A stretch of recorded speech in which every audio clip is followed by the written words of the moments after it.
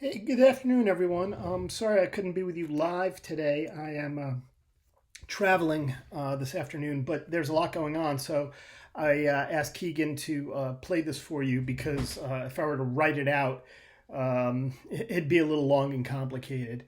I just want to update you on a few things. We spent most of the last couple of weeks in quite a fight to protect the B Corps program, Building Communities of Recovery. Here's what happened: there was a bill in Congress on both the House and Senate side called the Virtual Peer Support Act, which would have spent made investments to expand peer services through virtual platforms, which we supported in both the House and Senate. But what happened was a advocate, a lobbyist from a different organization, the Depression and Bipolar Support Alliance, wanted to see this bill become law and kind of suit their own needs. So they went to the House minority, interestingly enough, instead of the majority, and asked them to kind of attach it to the SAMHSA reauthorization bill, which was being considered by Energy and Commerce this week and last week. The solution of the minority was to make this virtual peer support program part of the B Corps program. And originally, they just wanted to open up B Corps and make B Corps funding available to virtual peer support. We got wind of this through a staffer at Energy and Commerce who we have a good relationship with, and we started to push back. So first things first, we said, no, this does not, no, you can't have B Corps money. Then they wanted to make it an addendum to B Corps, to which we said no.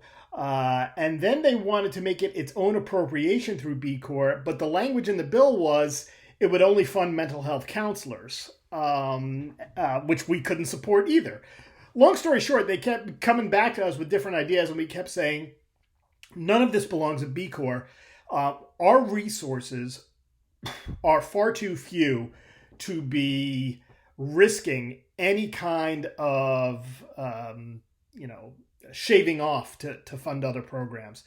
What it came down to was an entire week, if not longer, of phone calls, emails, Keegan, Phil, Patty, and I with sometimes late night Zooms, trying to figure this out. And we had to get our priorities straight. And the top priority was to protect B Corps. The second was, if this was to go forward, make it happen in a way that we were happy with the final product, at least somewhat resembling the virtual peer support program that this was based on. So what ended up happening because of our advocacy was the program was taken out of B Corps, out of CSAT, and placed in a program with CMHS. So the good news is we protected B Corps. The so-so news is that the program, as it is written now, really skews heavy to the mental health side, and only addresses SUD peer services when they're co-occurring. But we're not done yet.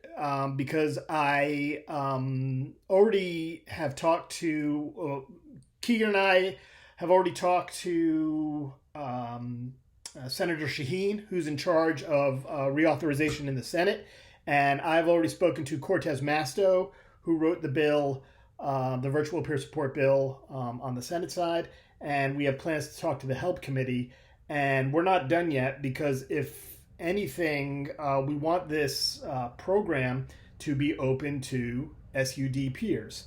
So we won the first round, which was a fight we got sucked into. The minority in the House said, oh, put it in B Corps without even consulting us. And luckily for us, the majority brought us into this to get our feedback. Sometimes that happens. Someone trespasses, they put their foot in your yard, and you say, get off my lawn. I'm getting to that age. Hey, kids, get off my lawn. And that's what they did with B Corps, and they got off our lawn. So we were really happy about that.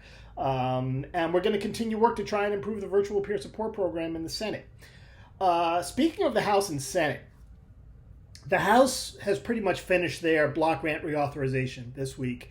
And as we've been keeping you posted, there is no increase and no set aside. And we've been having several strategy meetings with our partners in the recovery space to talk about what moves are next. Obviously, first and foremost is the Senate. We've spoken to the Senate. As I said, we spoke to Senator Shaheen, and we emphasized how important the 10% set aside is. As of now, things do look to be on path for that language to be introduced. I won't guarantee it. But the Senate is far more, the authors of the Senate reauthorization bill have been far more conciliatory towards our overtures than the House bill was. Tonko said no set aside, blamed it on the minority. At a later date, we can discuss whether I think that was a smokescreen, because I don't know. Tonko was all in favor of this, about a year ago. So anyway, we still have the Senate, and then we'll see what happens if the Senate can pass the 10% set aside. We'll see what happens in a conference. So all things being equal, the reauthorization of SAMHSA and the block grant turned into a much bigger adventure for us than we ever planned. But at the end of the day, the team was stellar. Me, Patty, Phil, Keegan, we were in lockstep all the way. You would not believe the number of emails and phone calls that went back and forth. And we threw some weight around. We should be, I'm proud of the team and the work we did. And I'm, probably most proud that the House majority, when they saw something was going to impact B Corps, they called us. That's the result of good advocacy. They knew, B Corps, we better check with faces and voices. That is why we advocate.